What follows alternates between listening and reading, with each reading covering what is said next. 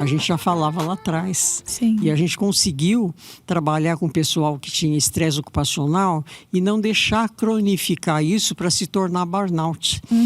Então tem várias coisas, né? A questão do suicídio, nós temos os menores números com essas populações comparado ao país todo.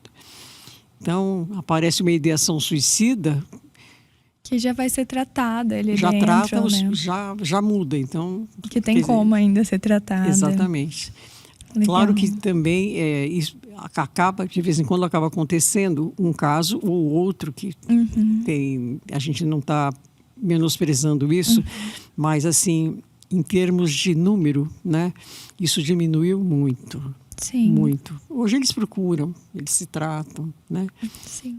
Eles têm convênio, pode ir para o convênio ou a gente mesmo trata. E a gente pesquisa, eles participam muito com relação às pesquisas.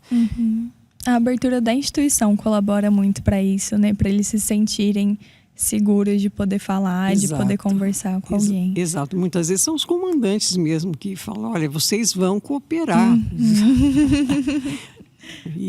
Mas eles próprios vendo como é que os colegas vão saindo, porque as corporações conversam muito entre si, sabe?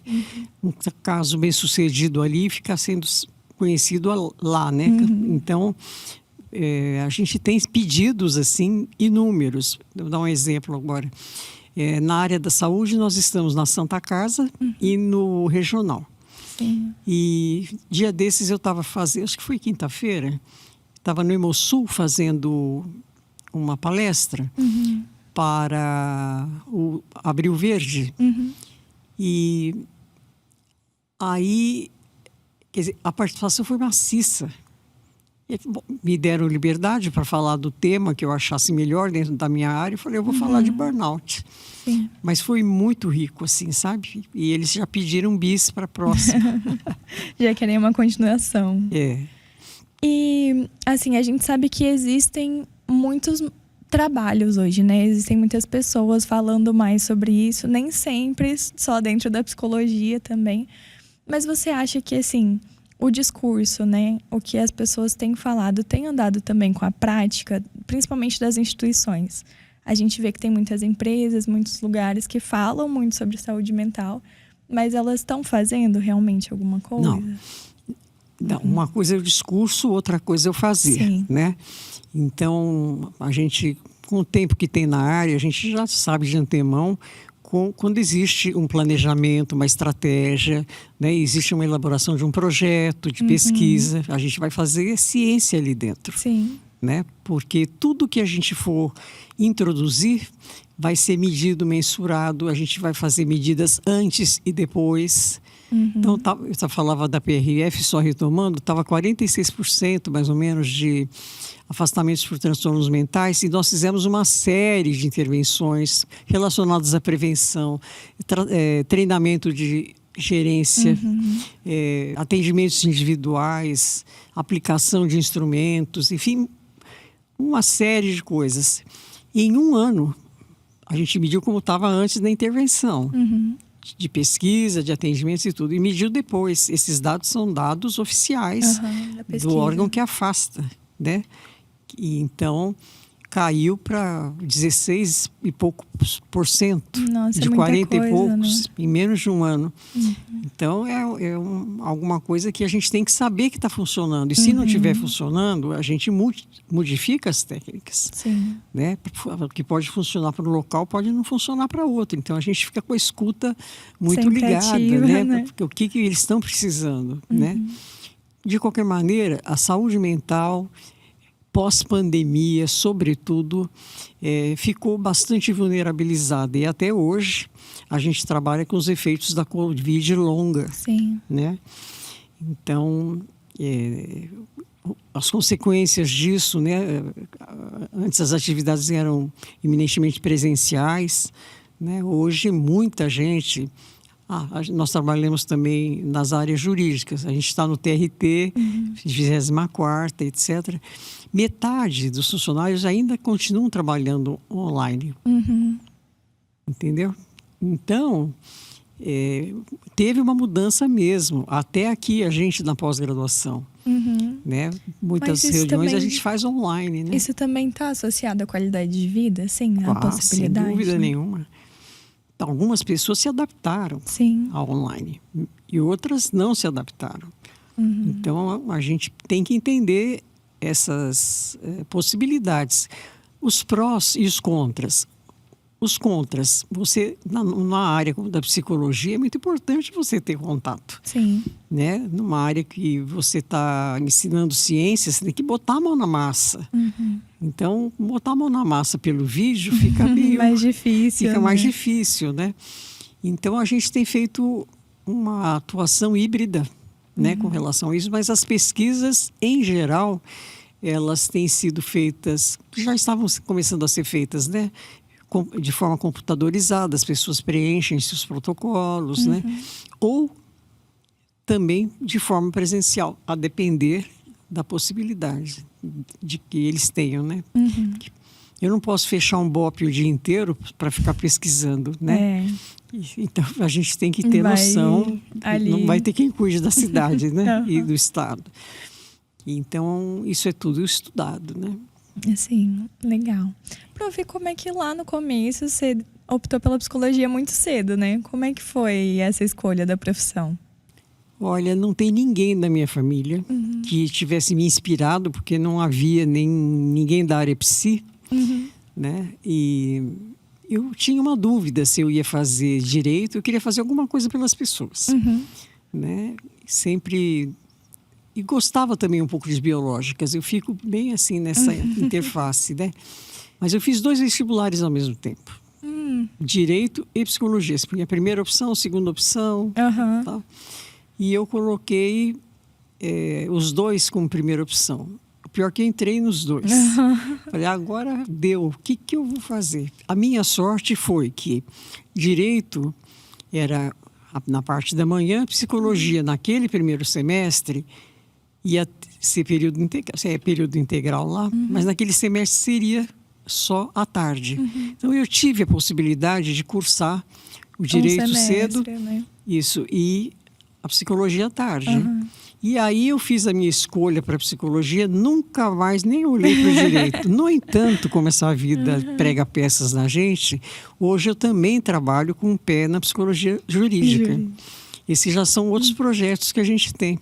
Eu tenho trabalhado com readaptandas do sistema prisional daqui de Campo Grande. Legal. Junto com o Ministério Público, com a Defensoria Pública.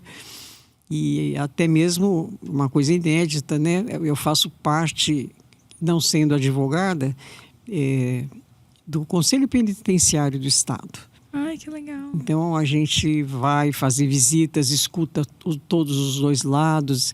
Eles entenderam que essa questão da saúde mental era muito importante de ser avaliada também. Sim.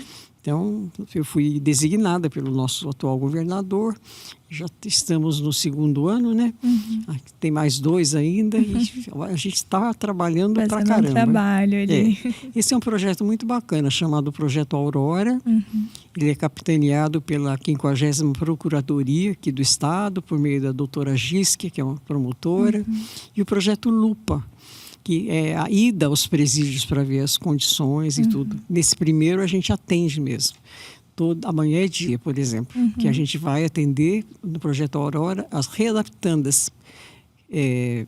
Por meio do trabalho, a gente imagina que a gente pode recuperar as pessoas. Né? Legal. E é verdade, porque nós estamos na nossa 4ª versão com o Projeto Aurora, não houve uma reincidência até hoje. Nossa, que legal. Isso é um número bem expressivo. É um projeto bem completo. Assim, o Sebrae entra, a Funtrab entra também, possibilitando alternativas, né? Então, elas trabalham fora, voltam para o presídio. O trabalho nunca... A questão do trabalho, da saúde mental, do trabalho e da qualidade de vida nunca saiu da minha cabeça, né? Está sempre ali aliado, né? Sempre está aliado. Legal. Prof, agora a gente vai fazer um bate-bola rapidinho. Tá. E aí a gente vai entrar em algumas questões fora da psicologia. Tá bom? Não sei se é possível, né? Mas a gente vai tentar. Responde pra gente uma coisa muito simples do dia a dia que te deixa feliz. O pôr do sol de Campo Grande. O pôr do sol daqui. Ai, eu acho maravilhoso. E se você fosse um livro, qual você imagina que seria a sua capa? Poxa, se eu fosse um livro, a capa, como é que seria? Eu já tive a oportunidade de pensar isso com os livros que eu já escrevi, né? Eu conhecia muitos trabalhadores urbanos e não conhecia os trabalhadores rurais daqui. Nós fomos estudar o trabalhador pantaneiro. E a foto de fundo de livro é um berranteiro em cima do cavalo pantaneiro e um final de tarde assim maravilhoso, né? Mas eu colocaria os ipês cor-de-rosa também e as paineiras, né? Um conselho que você daria para quem quer começar na carreira? Conselho?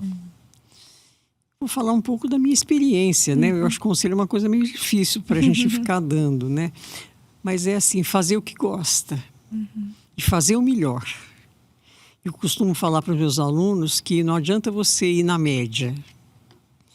Ou você vai por inteiro, ou você não vai, né? Você tem que estar inteiro naquilo que você faz. Procura ser o melhor, faz um trabalho de excelência. Agora, é duro? É duro. Nós somos trabalhadores hard, né?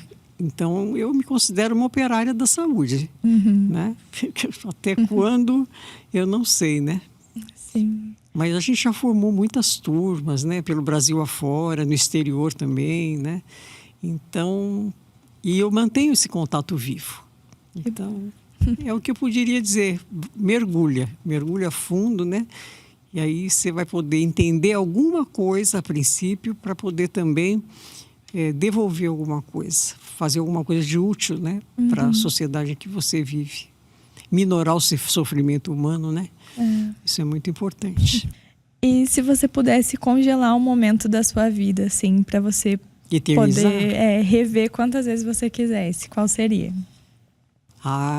Tem vários. Quando a pessoa que você conseguiu recuperar chega para você e diz assim: hoje eu sou uma outra pessoa. Pessoa cheia de problemas e tal, e te dá um abraço, te dá um sorriso enorme, né? E passa afeto mesmo, né? Então, aí eu congelaria. Isso é muito bom. Essa é a recompensa, né? Que a gente tem.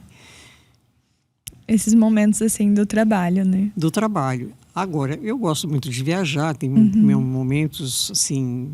A minha carreira favoreceu, né? Que eu pudesse viajar, e muito. Eu conheço bastante lugares, assim. Então, tem experiências inúmeras, assim, para relatar. Eu passei fome lá em Paris, onde eu fui fazer um curso. Vendi coisas para poder estudar, um órgão eletrônico que eu tinha. Aí vendi, comprei passagem, fui... Mas, assim, valeu muito a pena. Eu faria tudo de novo, sabe? Sim. Se eu pudesse. De não se arrepender, né? Não. Nas coisas relativas à carreira, modificaria algumas coisas? Talvez sim. Mas, de forma geral, eu sou uma pessoa muito feliz com o que eu faço, né? Embora seja muito duro o trabalho que a gente faz. Sim. Né? Se você pudesse voltar lá para Liliana de 15, 16 anos e dar um recado para ela, assim, o que você diria nesse encontro? Faz aquilo que você acha que tem que fazer. Você pode dar com os burros na água. Poderia estar tudo dado errado. Mas se você faz com verdade, se você faz com convicção, se você investe mesmo, se você se doa, a probabilidade de dar errado diminui sensivelmente, né? Sim. Então, eu digo assim, vai, né? Refaria algumas coisas, certeza que refaria, né?